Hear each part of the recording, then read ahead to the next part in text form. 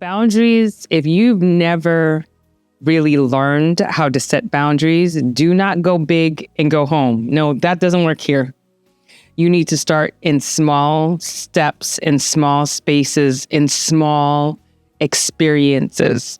And I'll give you an example. You could be saying and frustrated in a friendship and say, nope, I'm setting this boundary and this boundary is loud and hard. But the reason why it's so big is because you've never addressed it. You've never let that friend or partner know, hey, this was always a problem, or this has been a problem, this has been a concern. That's when you're like, oh my goodness, you're at the top of your frustration and then you want to set a boundary. First, there needs to be conversation of understanding. That person may not know that that's a sore spot for you. Communication is key in setting boundaries. You have to notify the persons or the environment that you're trying to address to say, hey, I don't like this, or this doesn't fit my goals and where I'm going. No, we cannot do that. This is what has to happen. But you have to have that conversation to say, this is where I'm at, and I prefer to do things this way. If you just blow up and explode and set the boundary, then there's this miscommunication. And on the other side, that environment or that person may be like, so what just happened? There was no warning. So when you're learning to set boundaries for yourself, you need to have a conversation with yourself first to say, is this appropriate? And have I communicated this to the other person or the environment? Small boundaries come in when you say, okay, for example, let's start with myself. Did I take care of myself today? Do I have a system put in place where I say, all right, Emmanuel asked me to do this, or this person asked me to do that. Did I learn to say no today?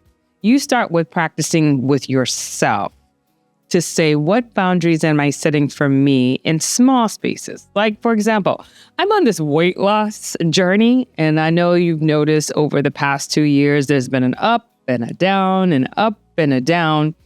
But sometimes it's because I don't even pay attention to my own boundaries. Let's be honest. So instead of saying, oh, I want to lose this 40 pounds that I've been trying to lose forever, and that's big and that's great. In setting boundaries, my doctor will say, and as she's watching this, she's probably hallucinating and laughing, you know, Natasha, these are some things and these are some places where you need to set boundaries, and you're not going to consume this or you're not going to have that. While that's all great, is the discipline there for me to keep the boundary? That's key. So I tell her, I'm very honest with her, no, I didn't do it. Yes, I did. And I'm honest with myself. This is what I can handle. Or I'm going to have ranch dressing. I know it's not supposed to be in my diet, but I love ranch dressing. I'll cut out the other things. Starting small boundaries is little steps. Like, okay, I can have more water. That's a small boundary for me. I can do that. That's easy, and I can set it, and I have accountability, and I have partners who can help me encourage that. Bigger boundaries would be like, okay, how many steps did you walk today? That's a bigger boundary for me. Like, okay, Natasha, you have to walk 10,000 steps today. So sometimes I go, when I do counseling sessions with my students, I walk with them. And then I accomplish my goal at the same time. Are you okay with us walking? Because I have a goal to reach too. Boundaries come in when you have conversations, and the conversation with yourself. What is a small boundary for me may be a big boundary for you. So it's not like we can just group them up and say, here's a small boundary, here's a big boundary. It all depends on yourself. If you've had the conversations with yourself, with the person, with the environment, and how your discipline is going to take, how much discipline it's going to take for you to actually follow through.